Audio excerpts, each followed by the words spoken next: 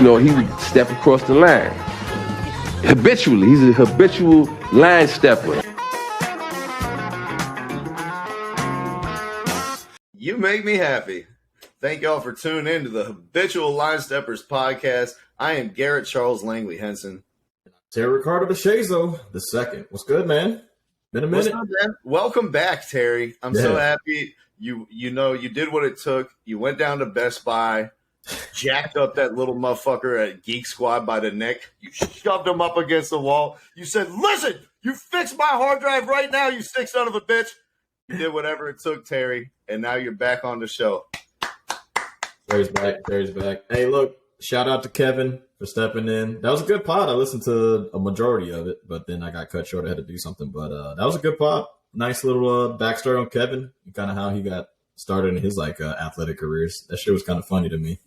Fuck but, yeah. And, guys, we got part 2 that's coming out after this weekend. I'm going to split the episodes up.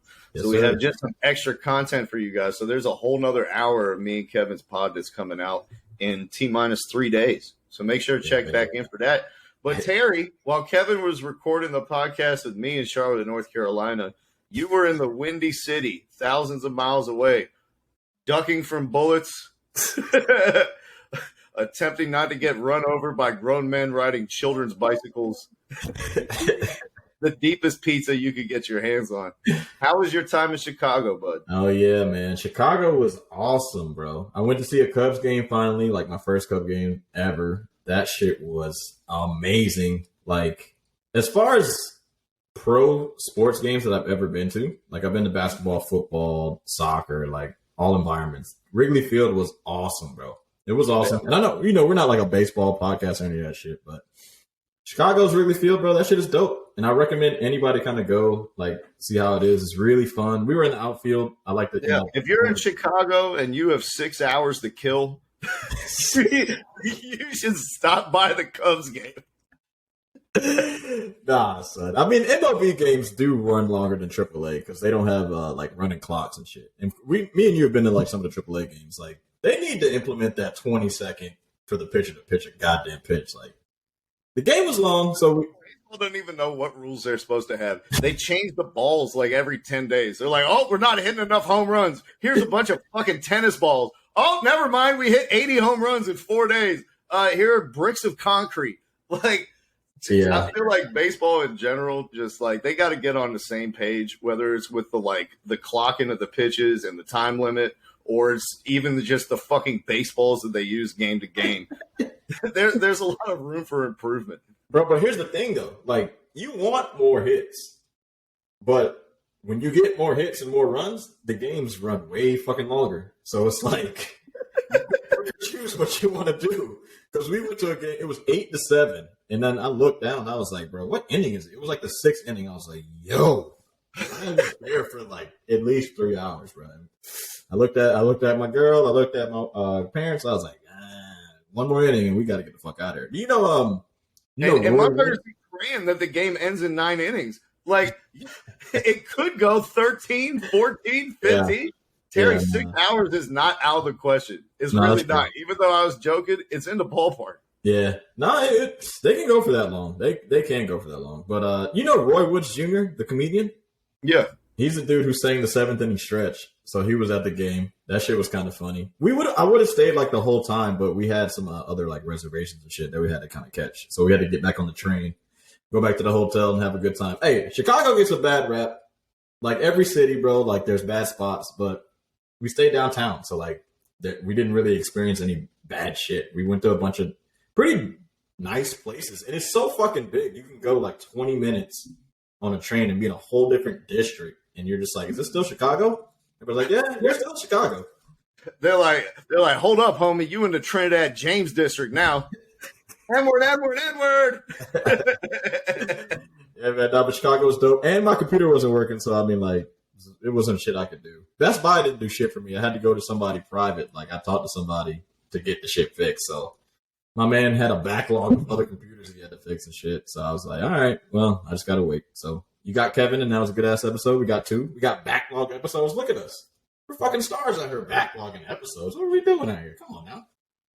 Hey, man, we got the bonus content. We got the extra content. We got the premium pack content, the platinum membership content, the VIP exclusive content. Yes, sir. The only thing we're fucking missing is the Patreon. And that's just because our fans are cheap. Well, shit, it starts with you. Have you ever subscribed to any Patreon? No. You're a fucking piece of shit. So one day we're going to start like, money line or Patreon type of thing. And Garrett doesn't even believe in paying for other people's shit. But he's like, no. My shit's good. Pay for me.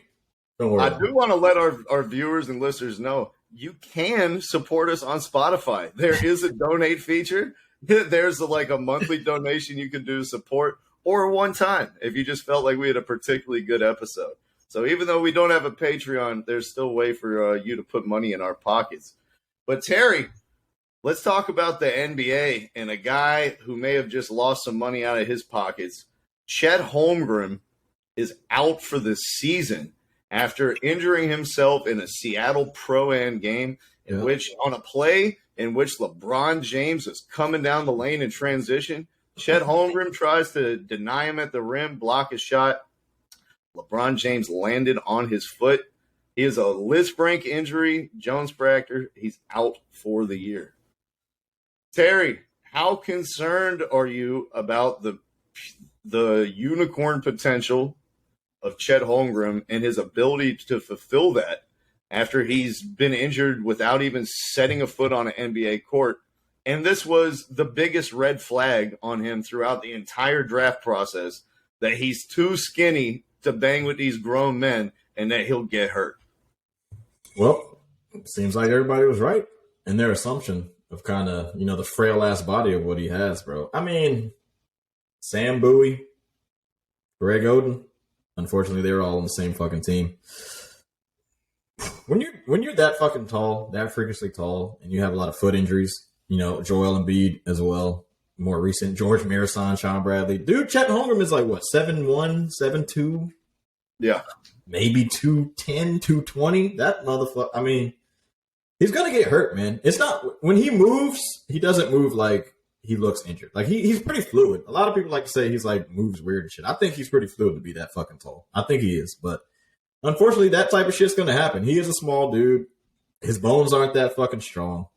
LeBron's big ass 270 stepped on his fucking foot. He got a fracture, broke his fucking foot.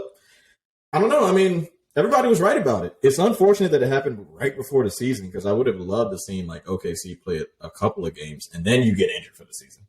But yeah, at this point, I don't know. At least one.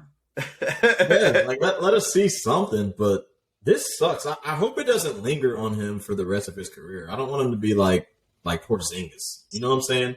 Porzingis was a great fucking talent, but so many fucking injuries to his feet and his knees and legs and lower extremities just kind of fucked up his career. He ends up playing for like 3 different teams in the first 6 or 7 seasons. So let's go to the hallway of sliding doors, Terry, right? Into the Chet Holmgren potential career hallway. Yeah. In 5 years from now, behind door number 1 is Greg Oden. No, behind door number 2 is Kristaps Porzingis. Behind door number 3 is Joel Embiid. 3 7-foot guys who are all super heralded, drafted in the top 5, and had significant injury concerns before they went into the league. All of them faced injuries their rookie year that looked like they were going to derail their career. Yeah. Which one of those 3 do you think Chet Holmgren, when we look back in 5 years from now, he's most likely going to be closer to which player? I think he's going to be like Greg Oden, bro. This is going to be tough. When you start fucking around with feet and shit, I mean, Kevin Durant broke his foot too. So it's not like you can't come back from it. But this type of foot injury is just kind of rare. It doesn't happen too often. And like I said, man, humans aren't supposed to be this fucking big. We're not supposed to have fucking feet that are like, I don't know what a shoe size is, like size 18 and up. Like, we're just not supposed to be this giant. So when you start getting this huge and you have these feet injuries, like I said, man, I don't see the future looking too bright for my man. What do you think's going to happen to the kid, man? I just see Greg Oden in his future, man. I don't want to. I really don't want to. I want him to be great, but I'm scared.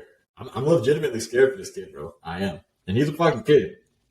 I'm scared for him too, man. And, and nobody wants to see the Greg Oden thing to happen. Like, props to you for actually, like, putting your heart aside and going with your mind. And what is the actually most likely scenario at all this for a 180-pound, 7-foot man who already is injured?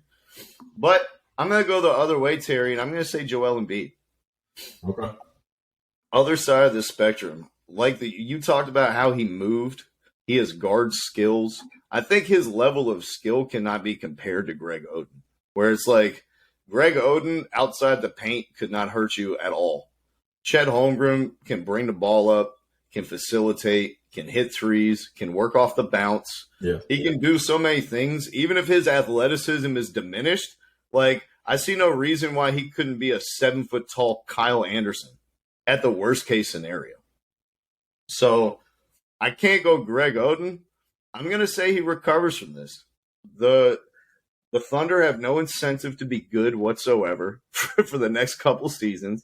Yeah. They're going to put him in bubble wrap and give him the Embiid treatment where, like, you remember Embiid, like, he probably played 20 games his first 3 seasons in the NBA. Yeah. No, he didn't play a lot. They're going to bubble wrap his ass up. They're going to make him put on 30 pounds of muscle. He might not even play to start of next season. He might not even play next season until after the All-Star break. Who gives a fuck? They're trying to be one of the worst teams in the league. Yeah. When he does come back, though, he's going to have a grown man's frame. He's going to be doing the Steph Curry preventative shit for like 6 months before he plays, where you remember Steph had all those ankle injuries, and then he's like, you know what? I'm wearing braces before every game. Like, I'm doing my physical therapy year-round. Like, I'm not just going to wait until I get injured to start doing this shit. I'm going to do it so I don't get injured. Yeah. And I think that's what we'll probably see from Chet Holmgren and the OKC Thunder. I think your boy is too smart, too skilled, too big, too savvy, too competitive to turn out to be Greg Oden. Hey, man. Nobody hopes that you're right more than his family. I was about to say, I want the kid to come back. I really do. But in the same vein, if he does do the Joel Embiid treatment, Joel Embiid was out for 2 full years, bro. So nobody expected him to even come back and play 60 games. And Joel Embiid still is only giving you 68 max. You know what I'm saying? Playoffs still always gets hurt. I want him to be healthy, man. I just really want him to be healthy. I want dudes to play 75 games and up. Yeah. If he only gives me 30 games for his first season, next season gives me 50 again and another 50, 60, that's not enough for somebody I drafted as high as he did, man. It's really not. Joel Embiid almost won MVP, I get it. But crunch time, he stays hurt too. So it's I don't know, bro. With this type of injury, bro, I don't know if he can last. He might be on some Yao Ming shit. He might be on some Yao Ming shit. With no weight on him. He has no weight on him, bro. Joel Embiid weighs 280, bro. It's a different type of comparison, dude. It's just different, bro. This dude's light as a feather, bro. I don't know. It's going to happen to him. We don't have a lot of great comps for him. He's somewhere in between Joel Embiid, Greg Oden, and Kevin Durant. There's nobody we've really seen who moves like him and his body type, who's perimeter oriented like that. Yeah. Fucking Pokuševski, his teammate, might be the closest thing. The Slim Towers, I don't know about him, man. Let me ask you though, if you're an NBA team, you've seen Dejounte Murray, Trae Young, LeBron James, DeMar DeRozan. It goes on and on, Jason Tatum, playing in these summer Pro-Am events where the NBA cannot really control the environment these players are playing in. At the game that Chet got injured, the game was canceled because of condensation on the floor. If you see the video of Chet getting injury, there's a guy on the sideline, Terry, who is fucking mopping the sideline. He's mopping the sideline while these guys are playing a game. Not dust mopping from the fucking sweat and the wetness. So it's if I'm the Atlanta Hawks and I see video of this, do I really want Trae Young and Dejounte Murray going out to the next event where they could possibly tear their ACL?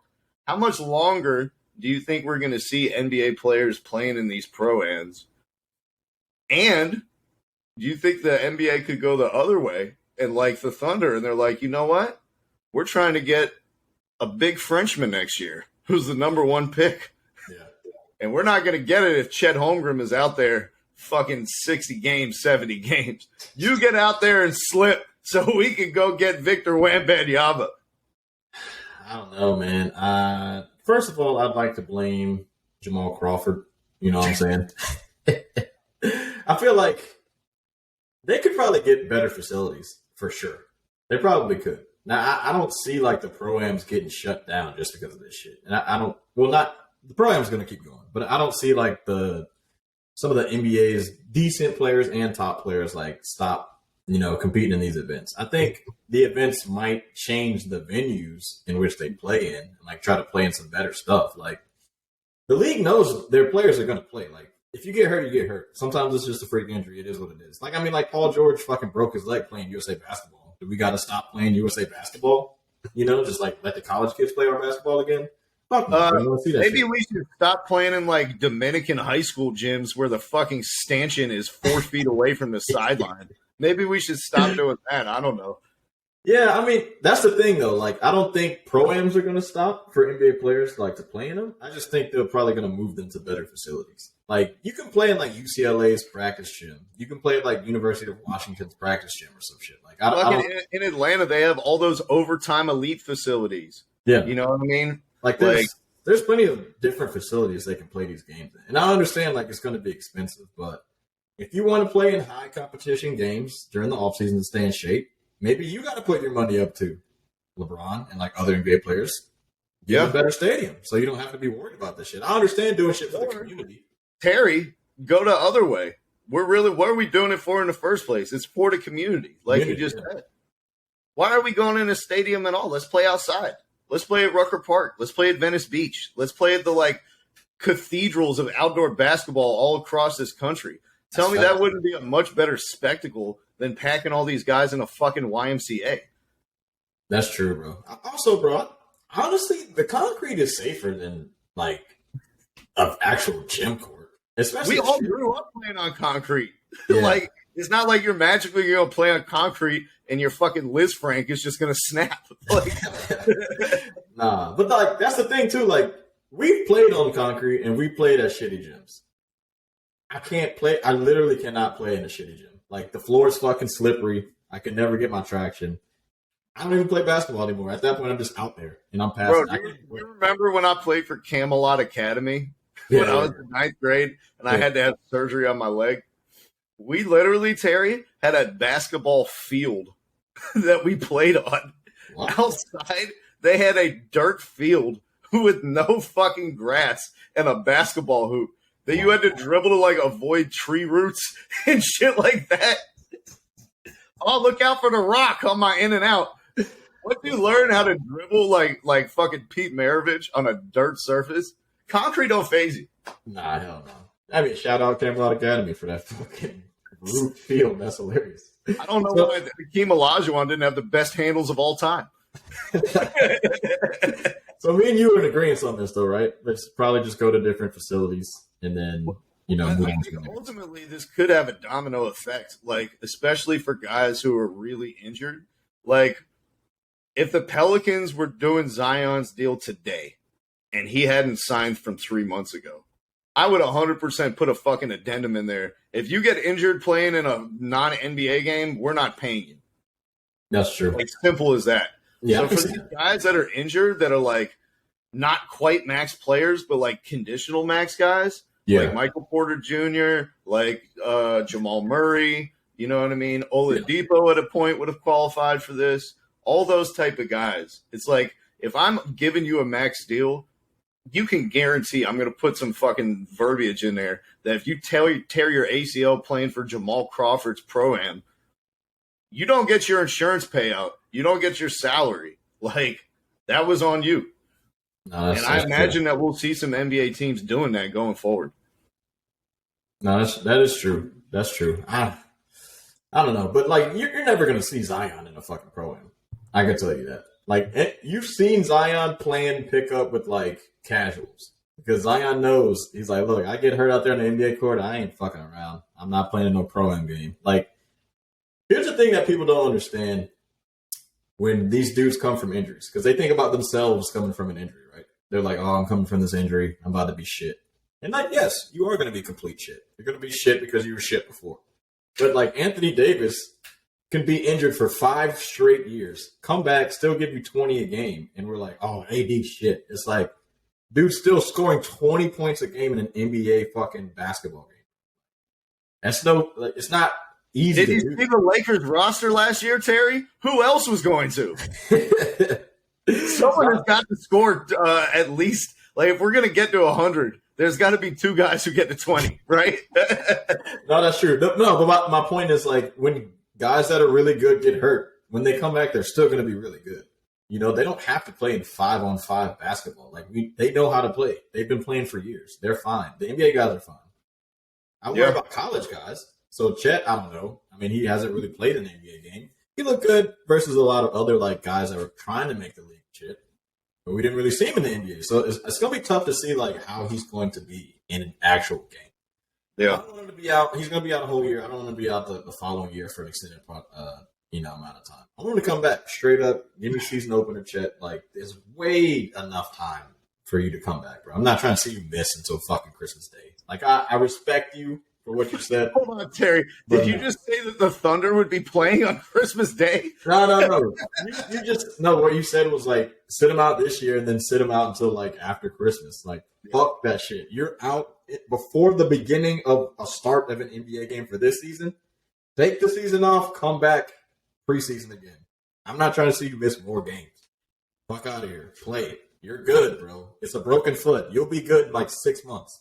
Trust me. But your tall ass probably won't be. So I don't know. We shall see. The one thing we know for sure is that if you get hurt in an NBA game, training at your house, at a Pro-Am, or even falling up your stairs like John Wall, you'll still get a check from the NBA.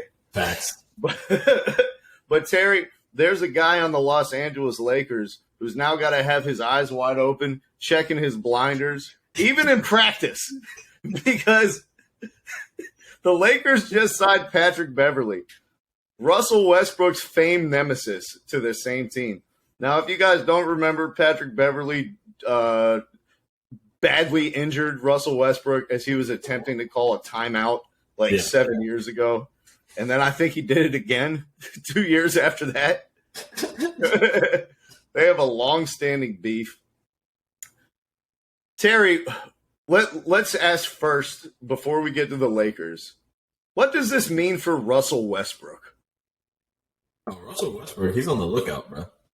My man Russell is on the lookout for this boy. Now I understand the NBA is a business, but at the same time, if I'm Russell Westbrook, I'm still not happy with this shit. I don't know how cool I'm supposed to be in practice with this dude. Like, we're teammates, but off the court, we got beef. Don't fuck with me. If you fuck with me during practice, I might hit you.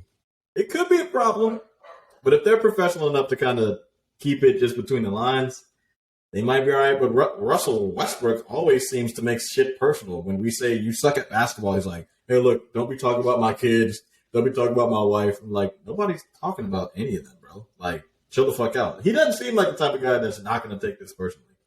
So, he's definitely taking it personally. Russell Westbrook, some of the thinnest skin of the NBA, as you could tell. You know what I mean? He's out here complaining to the press about his kids getting called Westbrook at school.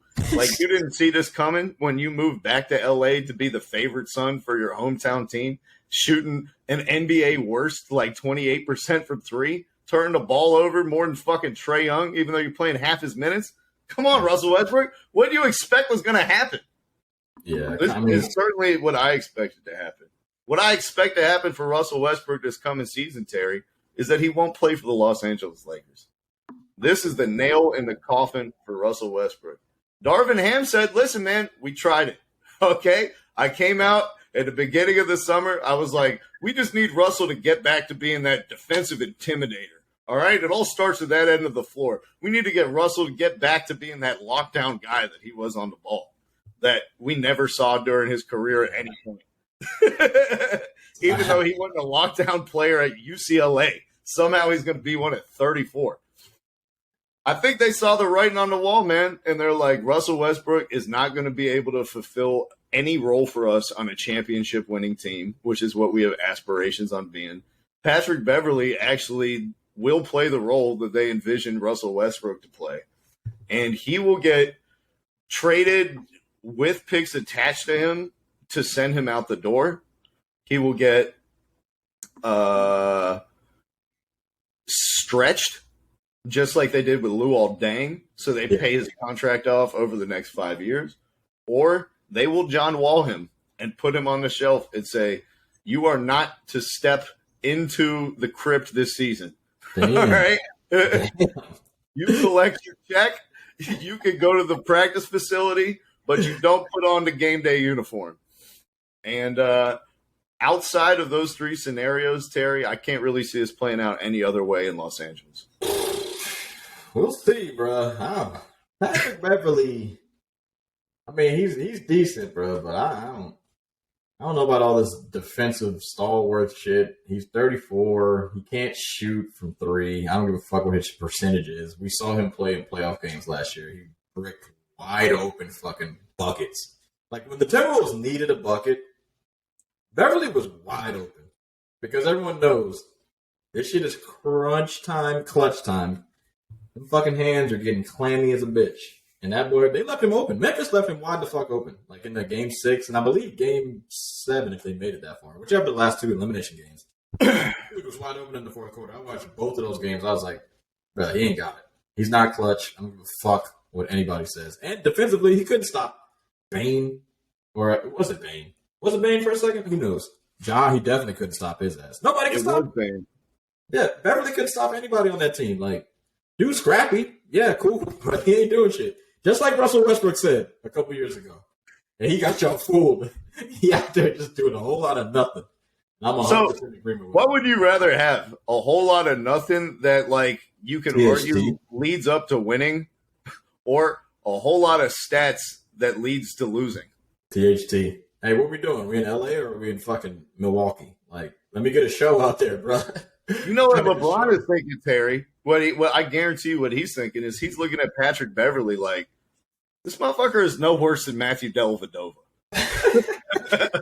I already saw this movie before I starred in it as the leading man.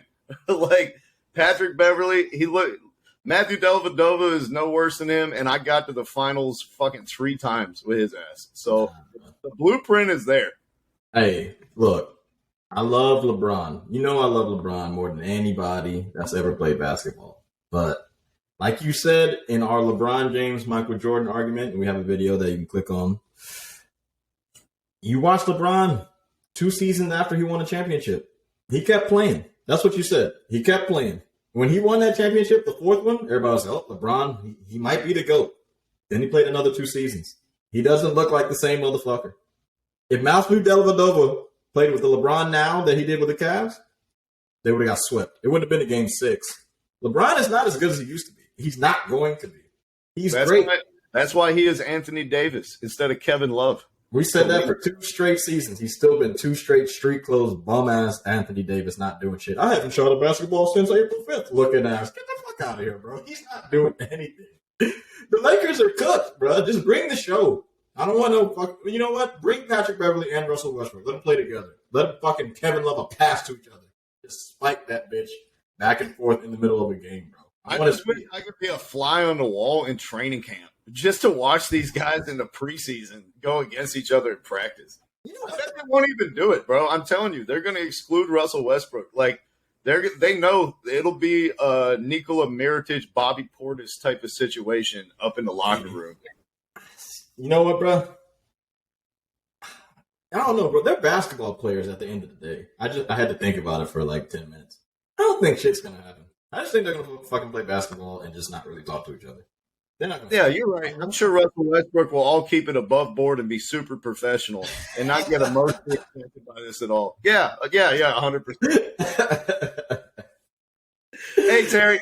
Speaking of Russell Westbrook's former teammate, who's also known to be to keep it professional, Kevin Durant and the Nets just put out an exciting statement, Terry, this week that announced they are resuming their partnership for the upcoming season. I said it the whole fucking time. I said the Nets got all the leverage. Where the hell is he going to go?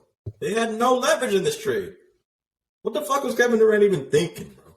This kid has single-handedly, him by himself, no one else did anything to him. He has single-handedly destroyed his fucking legacy. Now, there is a chance for redemption, but you got to win with this team. Stop crying, bro. You're not going anywhere. Like, I think at the end of the day, if he still would have been like, nah, I still want to leave, he would have been sitting right there on the fucking bench in street clothes. Or not even on the bench. They probably would have left him out. You know the like, first thing I thought, Terry, when you said he's just got to win with these guys? What? Ben Simmons has left the chat.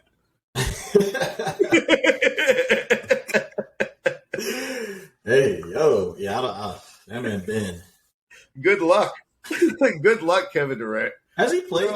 Is there any footage? This timing was not surprising to me at all, Terry. Yeah. On Monday night, I read a report that the Atlanta Hawks had offered a package to the Brooklyn Nets for Kevin Durant.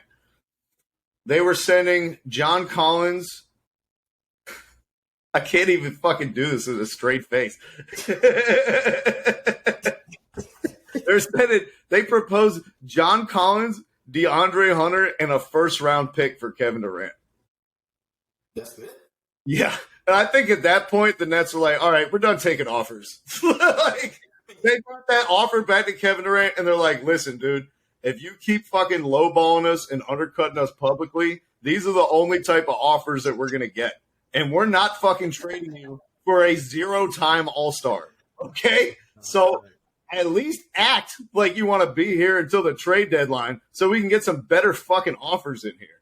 Hence, the partnership resumes, Terry. So you think that's probably what they said to each other? They were like, yeah, 100%. Both of them are like, the Nets looked at him and they're like, listen, man, we're going to still do our best to get you out of here. But with you doing all this public shit, we're never going to get a good offer. Come back on board. Let's act like we're on the same page. We'll do a press conference where you and Steve Nash, do the awkward white guy, black guy dap where one of them holds their fingers too long. And then, you know what? Come the All-Star break, we'll have a lot more revamped offers from teams like the Heat or the Nuggets or the Clippers or the Pelicans, who may have a little bit more urgency then and may value Kevin Durant a little bit higher after watching him drop 30-plus for 4 months. Yeah, I don't know. We'll see. He looked really bad at the end of the year, and we're kind of forgetting he's getting fucking old. I think this is like 16th season coming up or some shit like that. I hope he's really good. I hope he doesn't just kind of go through the motions out there. That'll fucking suck. But the thing that alarmed me, Terry, last year is that his amount of points at the rim dropped precipitously. Yeah, they did. Like he's the all-time great shooter off the bounce or off the catch. Like his release point is nearly unblockable and uncontestable. Yeah. So he'll be fine as he transitions farther away from the rim. But that's never a good sign for a guy who's like a top 3 player in the league to be taking less and less and less shots at the rim. That's never going to make you a better player or a more effective player. Not usually. I mean, not when you're 7 feet fucking tall. But maybe if you were who's that motherfucker that you drafted who played point guard for you who also got drafted by the Cubs? That tiny little light skinned motherfucker whose dad played in the MLB. Oh, Shane Larkin. If you're Shane Larkin, maybe taking less shots at the rim improves your efficiency. But if you're Kevin Durant, it doesn't work like that. KD, man. I don't know what's up with this kid. The thing I'll say, though, everything you're saying is true. His numbers are getting worse at the rim and all that type of shit. And I think he was kind of right in this situation, though. Steve Nash isn't coming up with no offenses for them to move around and get different looks. No, motherfucker. You campaigned for them to hire Steve Nash and bring him with you from the Warriors. Me? Yes, you, Kevin Durant. This was you who said I wanted to sign. Then later, you gave the green light and were like, well, we're all coaching the team. Some days, me and Kyrie have to step up and manage it. Some days, Mike D'Antoni and Sean Marks and and Steve Nash had to step up and manage. No. Then the team goes out and they no. Kevin Durant, the worst GM in the world. All right, let's give up all our fucking good players. Let's get rid of Jared Allen. Let's bring in DeAndre Jordan. Now they're at a point where this is a situation you made, Kevin Durant. This is your bed that you constructed, and you got to lie in it. And there's no blaming Steve Nash or Sean Marks or Mike D'Antoni or whoever else you want to fucking blame. You put your name on these guys. You constructed the roster, and these are the people you wanted in the building. So if they don't get it done, it's your fault. It's a little bit of blame on Steve Nash. Look, bro, he definitely said, I want Nash as a coach. Well, I don't know if he definitely said that. He endorsed him, though. He endorsed him. That's all I'll say about that. Two things can be true, like I like to say. He can endorse Steve Nash. Steve Nash can also not be coming up with offensive sets, and we've been coaching for 2 years, so do I need to see 3 years? I don't need to see 3 years. Give me another fucking coach. Like, how long do I got to coach for? They got swept in the first round, bro. And I understand Kyrie didn't get his vaccine and all that shit. Yeah, but Steve Nash, man, you guys handed him a fucking landmine, and they're like, go take this to the bank and come back. Bro. Are you kidding me? Hold on. How could he actually implement an offensive set when Kyrie Irving was not with the team, not practicing until 2/3 through the year? And then he can only play half of the games. How are you supposed to institute an offensive system that has continuity from game to game when your player personnel changes from Tuesday to Wednesday? They all play basketball. You can come up with like 2 motion sets in one practice, bro. You've played basketball. You've played for an organized basketball team. You can come up with 2 motion sets and go from there. They weren't fucking moving at all, bro. It was one-on-one for like 60% of the possessions, dude. Hey, was it that way? Was it that way last year when James Harden was playing point guard? It's the same shit, but if you got 3 elite players instead of just 2, the offense was way different. They had a actual top-rate facilitator and playmaker. And they had Joe Harris. Now they're going to depend on Ben Simmons to run point next year. You realize that, Terry? That's the point. Okay. All right. I didn't say they're going to be good or anything. I think KD's washed. Not washed, but I think KD's going to give me like 25 a game on like 46% shooting, which is not the greatest KD shit you want to see. I'm out on the Nets this year, bro. I'm out. I got Nets for the championship. They got a lot of talent. Nets are winning. I gotta have to watch it come together, dude. Nets are winning all. I don't believe in the grit of this team. I don't believe in like the mental fortitude and toughness. I don't believe in the like bunker mentality that they're all gonna have each other's backs when things go wrong. I don't believe in the coaching staff. There's so many things I don't believe in. The only thing I believe in is the talent, and that's not enough in the NBA. Who's the grittiest player out of the 3 stars? Kyrie, KD, Ben Simmons. Yeah, Ben Simmons star. Yeah. Bruce Brown. No, out of the 3. Just the top 3. Like, who's the grittiest? Kyrie? KD. KD's the grittiest. You got? Yeah, he's the gritty. I mean, it's definitely not Ben Simmons, right? Who refuses to dunk over Trae Young to win a playoff game. That's not grit, all right? Showing up fucking smaller than the Smurfs against a team that had never been in the playoffs before when you're number 1 seed, that's not grit.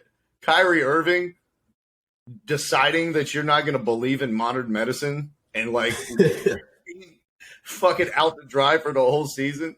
Then you come in and you score 40 points in your first playoff game and then, like, 11 in your next 3. That's not grit. So at least Kevin Durant, with all the, like, fucking pieces falling apart around him, he was still the same consistent guy that he's been for the majority of his career. So nobody covered himself in glory, you know what I mean, last offseason, but at least Kevin Durant looked like he was willing to take the challenge. Meanwhile, Kyrie Irving was swiping at passes intended for Jason Tatum as he got spun around for the game winner. No. Kevin Durant didn't look like shit. I feel like we are forgetting what happened over the 2 years. Over the span of 2 years, He played 35 games the first game. Missed the whole first season. All right, so Kyrie was out there by himself. So he missed the whole first season, and he could have fucking played because he already missed like a whole fucking season after the Achilles. He missed a long fucking time. He could have came back during that season, but he wanted to stay out. That's cool. Comes back second season, 35 games. Playoffs, he looks great. Oh man, almost beat Giannis. The turnaround three. Oh yeah, he played 35 games in the regular season. Nobody wants to say shit about that because he played great in playoffs. Another season after that, 55 fucking games, then gets swept in the first round. There's an argument that I don't know who was worse, Kyrie or KD, because Kyrie gave me a whole first season with 25 a game. He played like 70 games that season or something. What did he give you in a regular season last year, though? He played 55 games, bro. Kyrie did? No. You're talking about Kyrie. You're saying who gave him more, Kyrie or KD? KD didn't play the first year due to injury. Kyrie didn't play the last year due to conspiracy. Like you can't even compare the two. And then when Kyrie Irving did play, he wasn't good. And we 50 in a fucking Orlando Magic game. Wow, is that what you're going to hang your hat on? Putting 50 up against the Magic? What does that bode for the playoffs or for actually succeeding? That Kyrie Irving dropped 50 against Cole Anthony. Who gives a fuck? Like, it came to be playoff time. The last 4 seasons in a row, Terry, Kyrie Irving has come up short every single fucking time. He hasn't had a good playoffs since he's since he's been with the Cavs. Hey, you know what? I'll take it back. For some reason, I got revisionist history. He only played 20 games in that first season without KD. So I'm out. It's over. But I will say this one thing. After I forgot that whole season, you did say Kyrie Irving was a great defender like 7 months ago. So I'll never fucking forget that shit. He was great. I said he was I said that he was not a liability. That proved to be wrong. That tape proved to be erroneous. He was 100% a liability. You know, we've seen him do it in big moments where he straps up. But I think that Kyrie may be gone. He's definitely gone. He's a fucking sieve out there, bro. He's garbage. Marcus Smart was cooking his ass. But I will say this. Go ahead. One thing. Kevin Durant, I think, is probably the top 3 might be not saying it. I think he's the best NBA talent we've ever seen because he's one of the worst leaders I've ever seen in my life. They still made it to the fucking finals with Russell Westbrook. He's soft as a motherfucker. He has no grit at all, but somehow still like plays for decent teams. Like his talent is like great. If he had any ounce of leadership in him, this dude could have had like 8 championships by now. To that point, Terry, have we ever seen a more talented big 3 with worse leadership than the Brooklyn Nets this season? That's the worst one. Have we ever seen a big 3 with like this poor leaders throughout the team? No, never in my life. Never in anyone's life, actually. You know what, bro? I wish we could go back in a time machine and that big 3 would assemble and me and you both said, it'll never work. They're all fucking soft.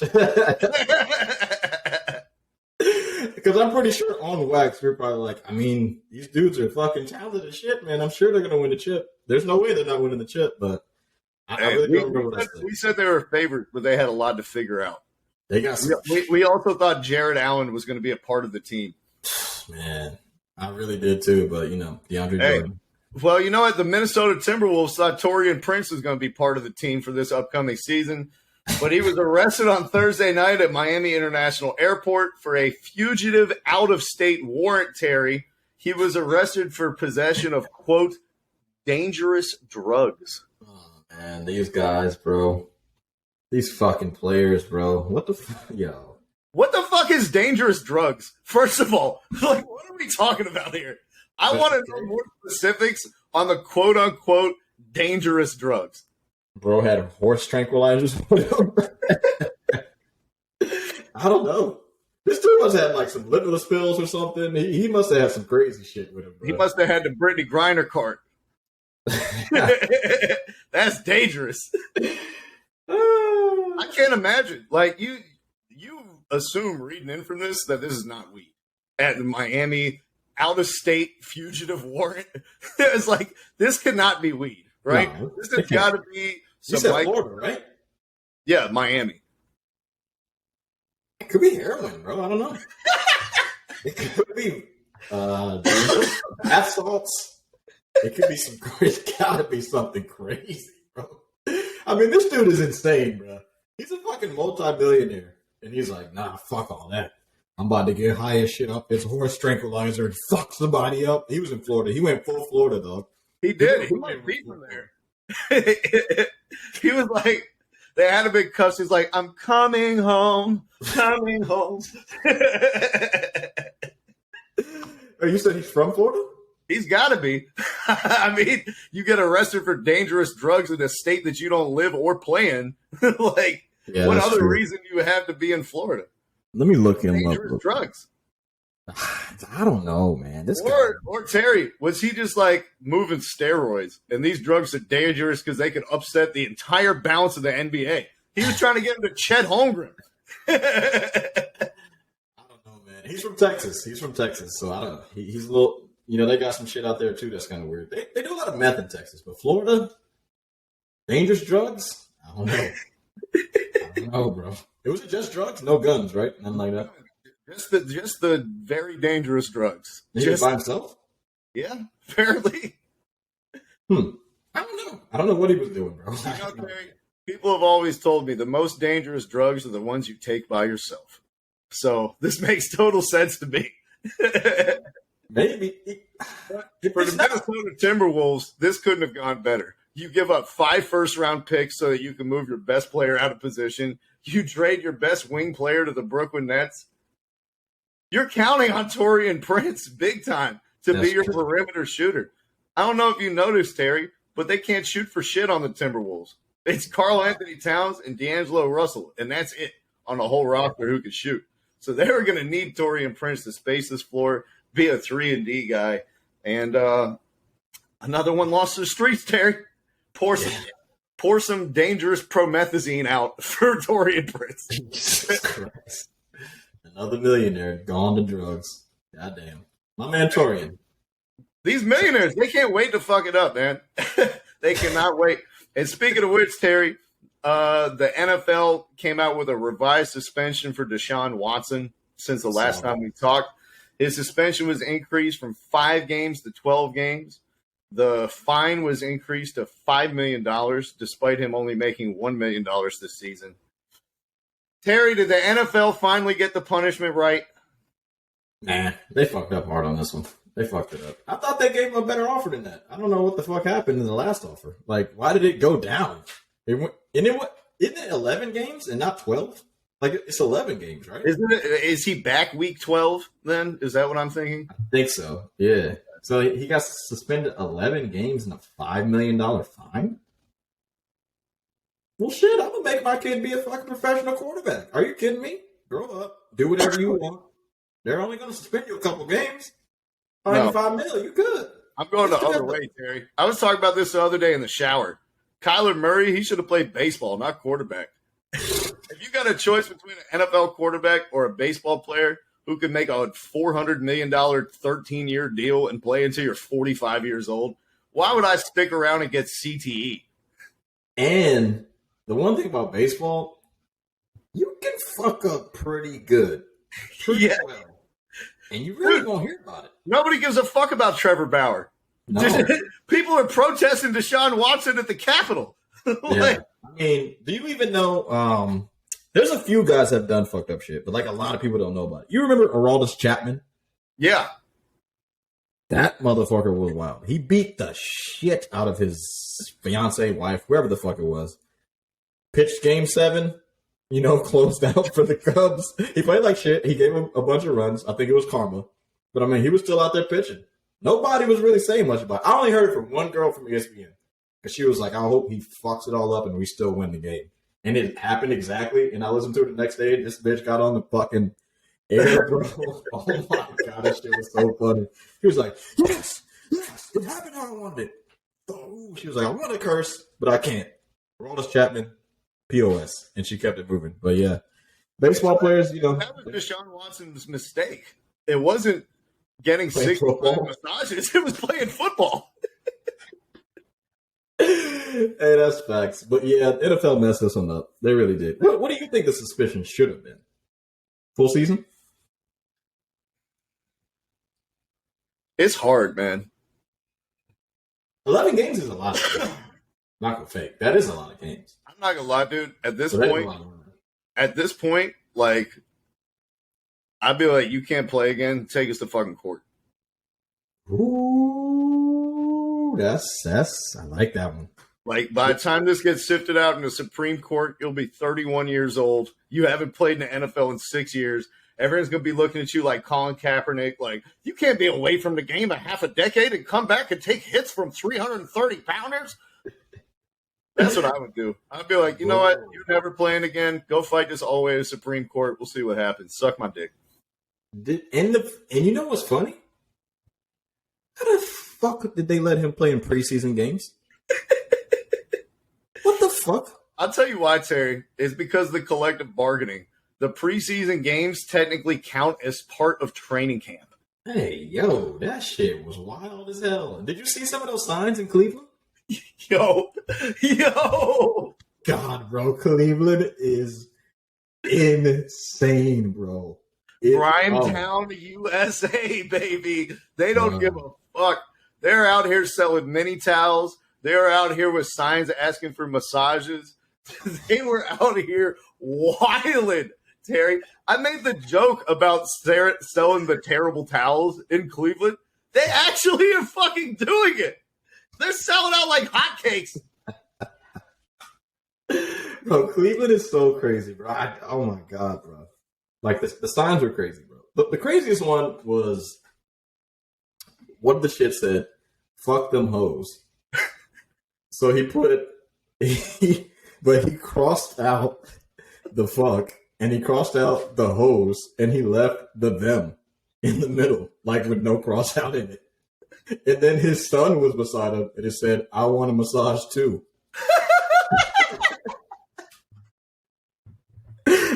I don't know what's going on.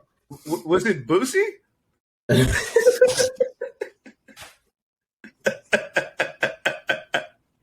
Is this thing on? I'm out. Bro, Deshaun, bro. Oh, man. The NFL really fumbled this one, bro. Bro, I don't understand it. Like, I understand it's a bad look for the league. But, I mean, I swear to God, if I was a commissioner, this is what my thinking is. And an owner, too. I understand I want this player. He's really good. But if he fucked up that bad, I don't have to give him all this money. If you get a traffic ticket, I'm suspending you 16 games. Are you shitting me? What the fuck? You better be clean, bro. You better be clean on my team. I'll be like the Patriots. What'd you do? Oh, get him out of here. Give me that money back. We got 16 million back on the cap. Come on. Keep it moving. Like, come on, bro. These punishments got to be harsher, man. The NFL, they're going to get a second crack at it, Terry. They're going to get another shot at a situation like this. Because yesterday, Bills rookie punter, Legatron, Matt Araiza, and two of his former San Diego State teammates have been accused of gang raping a 17-year-old girl who was a high school student last year, Terry. He crossed the line. Araiza, Xavier Lloyd, and his teammate Pa Waliko are accused of rape, false imprisonment, and gender violence. What? At a Halloween party. Terry, the next day, this is not a Jameis Winston type of whatever situation where they didn't go to the honor board until 4 months later and then blah, blah, blah, blah, blah. Then the Tuscaloosa police come to sweep it under the... No. She reported this to police the next day, filed a police report. There are all types of photographs of the abuse. There's a rape kit done. Damn, these dudes are sick. Gang raping a minor. And they didn't even let her take her headlamp off. Coal miner, baby. That's tough. 17. Black lung and black hearts. It was Halloween. Hey, there you go. Hey, look, man. This year for Halloween, we're dressing up as gang rapists. We really committed to the bit, guys. Was our costume not believable or what? They just dressed up in Bills football uniforms. I thought that I was committed to the bit when I was Waka Flocka Flame, but Matt Araiza and these guys took my commitment to the next level. Nah, that one's pretty crazy. But nothing's crazier than when my boys in high school dressed up as Duke lacrosse players. And they thought that was okay. Like, they thought that was about to be cool. Like, I mean, look, of course I laughed at it because I'm dark.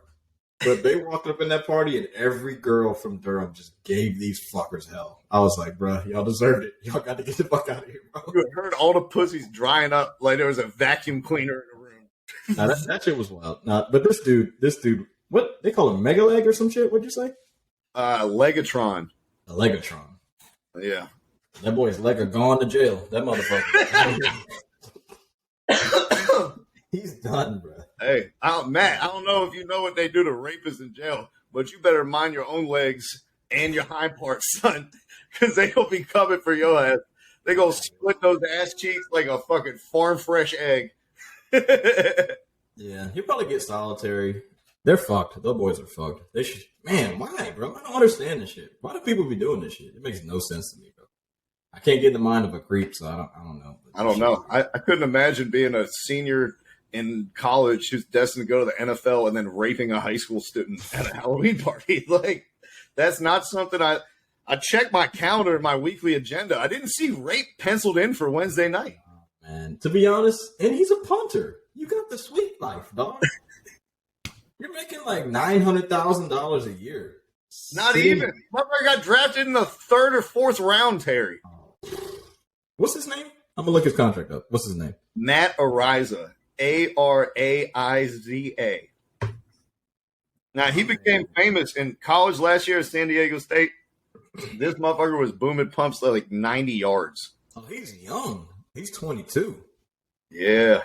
Damn, son. Where's that contract at? Let me see his fucking money.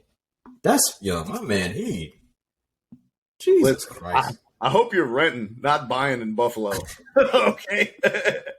Because there's going to be a jail cell with your name on it. You're not going to have to worry about that mortgage, my guy. So the overall value of the contract is $3.8 million, but no single year is he getting $1 million. He's getting close.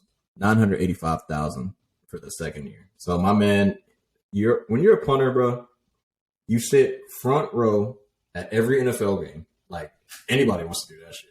You only go out on the field like 6 if your team is garbage. If they suck. If you're a Bears fan, maybe 9 times a game. Like, if your team is good, you probably don't even have to punt. I mean, you don't even have to really practice. You're out there just punting balls. You don't even have to do that a lot. Because then they're like, I got leg soreness. You just walk off. What are you doing, bro? You just fucked your whole life up, you dumbass. That's so stupid. I'm about to be a punter now. You know what? Since you like a gang rape so much, you go out there and be the wedge buster. Okay? You go run head first into 3 guys, and they'll gang rape you on a return. And then we'll see how much you like it, Matt Araiza. Hey, man, you already know we want the punishment for rape. Get raped back. Yeah. Once a week. That should be a thing. And then the victim should be able to choose the rapist of their question. Love it. Like, love it. And I need to know your sexuality too. Because I'm gonna make you do some shit you don't want to do. Because if you like getting it, then we're gonna make a girl come and fuck you then. Fuck it. If you like it, you like it. If you don't, you don't. Something's gonna happen bad to you. This shit's fucked up. You can't just be doing this shit. It makes no fucking sense to me. Well, if you're the NFL now, it's like if he doesn't get convicted in this criminal shit, but she wins the civil, and there's still all these pictures of the abuse and the detainment against her will and everything that. He's cut. No, I'm not talking about the team. I'm talking about the league now because how they just reacted to Deshaun Watson and his suspension and everything. Mm-hmm. You saw that they fucked it up the first time with Deshaun, and they didn't come down heavy enough. If you were Roger Goodell, how do you come down on Araiza? On a punter? You're gone from the league. Like, you can't come back to the NFL. Are you kidding me? Get another fucking punter. Stop it. What are we doing here? Like, you shitting me? This dude didn't even make $1 million over 1 year. Like, stop. Get out of here. You're not coming back. Do not pass go. You will not collect your money, bro. It's over. You'll be sharing a cell with Taurean Prince before you know Oh it. yeah. Hey, you know what? Too, I might even call the USFL and the Canadian Football League and be like, "Don't let him in. Yep. He's gone, bro. You are not allowed to play football ever again. Soccer either. Don't even try to transition to anything else. You're out of here, bro. Stop it. Get the fuck out of here, bro. Like this No dude is gone. pass and kick competitions. No, Nothing, son. You're not the done. country, son. Go to Europe. Bro. Play for them. You're done. Like no, fuck out of here. A punter? Stop. They gave Deshaun Watson leniency because he's a top 5 quarterback, but if you get dropped like that. And Terry Matt Araiza ain't going to be the only one getting dropped like that, or should I say the only white boy getting dropped like that. FN Meka was dropped by the Capitol Music Group this week, despite signing from them just 4 days ago. FN Meka is an artificial intelligence musician who's given the appearance of a black male cyborg. So essentially, Terry, people found out there's more than 500,000 people who subscribe to listen to him monthly on Spotify. He has more than 1 billion views on TikTok from people who absorb his music that way. Yes, 1 billion views from an AI rapper. Wow. They found out, Terry, that this guy that so many people love, this black cyborg avatar, who could have seen this coming, has actually been a white guy all along who created this digital rapper. I don't know, the last cut from Gorillaz. I don't know what the fuck it is. But he invented it just so that he could say the N-word on wax. Jesus Christ, dude. Oh, man. This gets even deeper into the rabbit hole. We wouldn't know this at first, Terry, because the Avatar FN Meka's songs are performed by an anonymous black man. So this white dude writes all the music with his for the avatar to say. He includes all types of like racial epithets and slurs, the N-words here, this, that, talking all this street shit. And then he hires an anonymous black man, some black dude they won't even give credit to, some homeless dude off the street to fucking read these lyrics so he can get a pass for it, and it actually sounds black. Terry, I'm beyond sickened. You know, as somebody who you've watched me slap multiple of our friends in the face in public for saying the N-word around me, I will check anybody, anytime, anywhere, any place that even extends to ones and zeros, computer programs, and algorithms themselves. I'm so happy he lost a bag. I'm so happy they found this out. And I hope that this sets a precedent for other people that you can't just fucking change your race and make a black avatar line and then go say the N-word. I can't go into superstar mode on Madden and create fucking a gigantic black 6'5" running back and then speak like Marshawn Lynch in the post-game press conference. That's not how it fucking works, Terry. You can't try on blackness, white people. It's not for you. Yeah, I mean, technically this isn't a crime, but I still think he should. Humanity, Terry. He should get like arrested or something. I can't even. His music is gone off Spotify. Like his profile's there, but the music is gone. Yeah, I don't know about Apple Music and all that other shit, but Spotify, he's gone. I'm sure YouTube still has him up. Now, you know this shit's still up on TikTok since that's, what, the Chinese government or whatever? Hey, yo, I don't know, man. I don't know. China, what up, though? Yeah, TikTok. Let me ask you, what if, like, how would you feel? You're driving down a car, or driving down the road in your car, you turn on the radio, you hear a song, you're like, oh, this is a banger. You look it up, and it's a digital rapper. What's your first song? What the fuck is this? Let's put race aside. Let's just see. I heard a fire song, but it's not from a human being. What do I do next? Yo, technology is crazy. I'm not going to continue to listen to the music. I can tell you that. I'm going to just be like, oh, this is pretty cool, and then keep it moving. You know what I'm saying? Like, it's really just like another picture of the moon. Just like, wow, look how far technology's come. All right, back to the actual music I like. Like it's cool, but it's still in. Like people are still behind the scenes doing shit. There's still people like making up some of the lyrics that he can kind of say to put in a row, but like, shit's stupid. See if you can work in quadroon this week. Yeah, bro. It's an amazing feat. It is really cool, but I just think that we should be doing other shit. That's all I'm saying. I feel like there's just like way more things for us to be worried about than making AI rappers. Like, we don't need artificial intelligent rappers. We got enough rappers. We got enough music in the fucking world to fill up 17,000 lifetimes of people. There's a lot of music out there. Like, we don't need no more music. Do some other shit. Do Tesla. All, Terry, the only reason you'd be an AI rapper is to be somebody who you're not. So this is only for like people who are trying to catfish themselves in the rap industry. Right. Second of all, Terry, I think this is just a natural progression of music. Since the beginning of time, Terry, white people have been stealing black music and then claiming it as our own, putting our own shit on it. Whether it was Elvis Presley stealing from Chuck Berry or if it was Eminem stealing from everybody else. What did he say? Use black music to make myself wealthy. Hey, here's a concept that works. 40 other white rappers emerge. But no matter how many fish are in the sea, they'll be so empty without me. And this is empty, man. This is the next evolution. Not only are we going to co-opt your sound, Terry, we're going to take your language. We're going to take the words that you only can use when you're speaking to people who look like you. And no, that's not enough. We're not just going to take the language. I'm going to make myself black for everyone who sees this video. White people, we've done it again. Just when I thought that renaming slavery involuntary relocation was as bad as it was going to get this year, we decided to make ourselves black so we could say the N-word in songs. Shouts to us, saltines. Hey, you crushed it, man. You're spot on. This shit is crazy, bro. This shit is crazy. Life is insane, bro. A lot of his shit got deleted, though. I can't find any of his music. I had never heard of him until you sent me that shit. So I hopefully I won't hear from this guy again. Unless he does something positive, I'm out on this person. What is he going to be? Digital Macklemore now? No, not the guy who was like behind the music, man. Not the fucking AI character. I don't give a fuck about that fake ass thing. You think he should be forced to make a white avatar?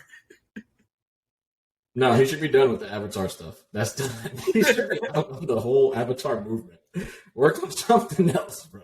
You fucked that one up, buddy. He needs therapy, this dude. I did say it opens up an interesting window, Terry. It opens up an interesting window.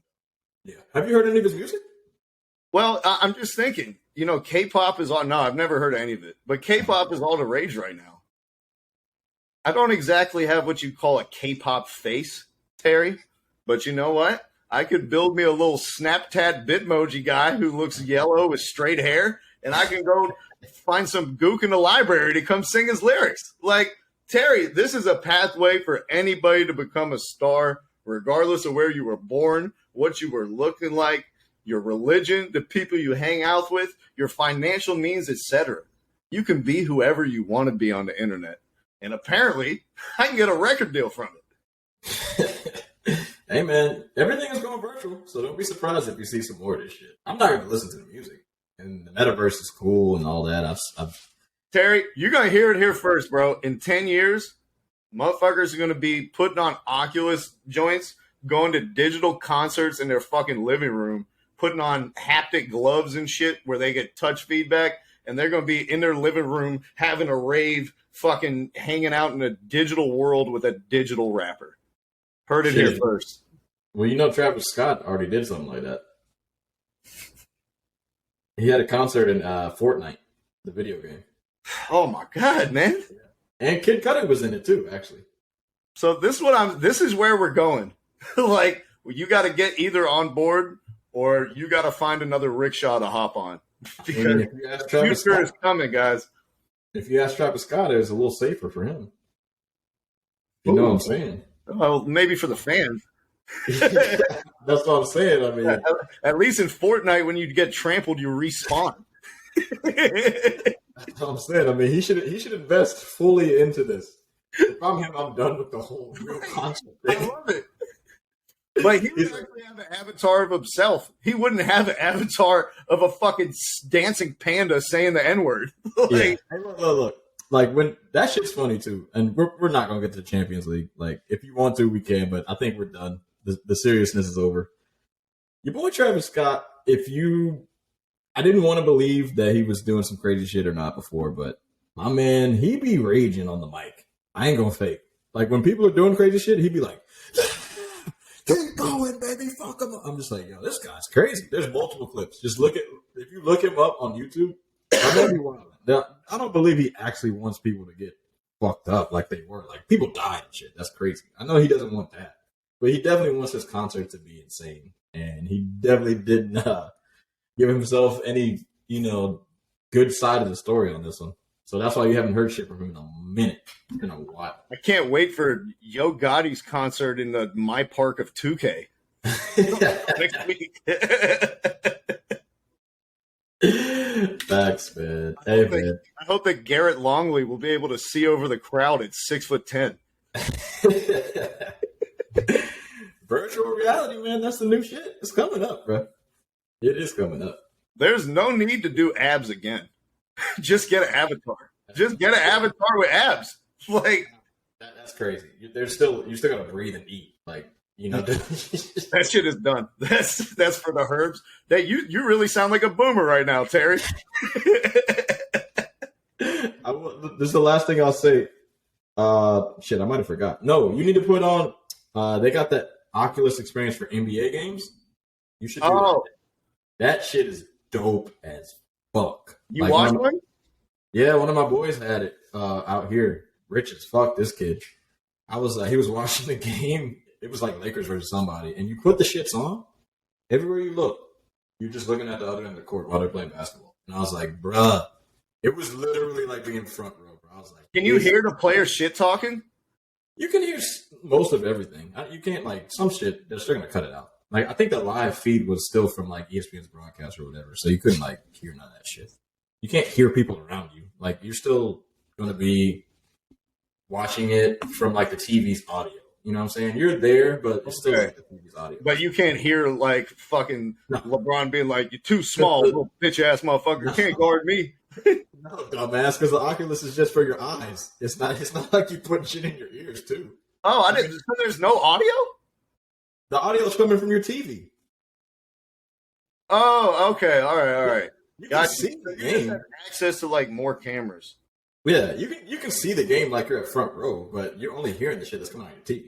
They don't have, like, shit that's coming out into your ears. Dude, I'd buy the Oculus shit just if we could hear what the players and coaches were actually saying during the games. I'd buy it just for that. Just for that. Because that was my favorite part about the bubble. You could hear the shit talk on the court. Yeah, true. I was like, this is fantastic. I mean, one day I hope that they can get, like, that type of basketball again. We'll never see it again. And for everybody who keeps saying the bubble chip was, like, invalidated and all that type of shit, you're fucking insane. That's the best basketball you're ever going to watch, bro. TJ Warren will never score 40 points a game ever again in his fucking life.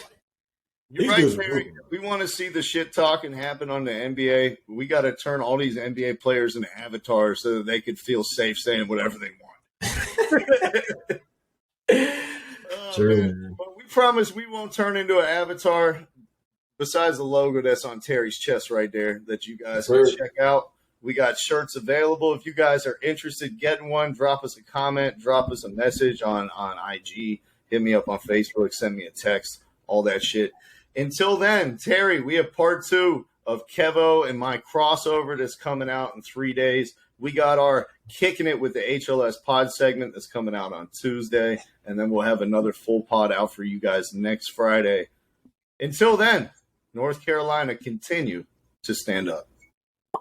Peace. Thank you for listening to our podcast this evening. Thank you. You're far too kind.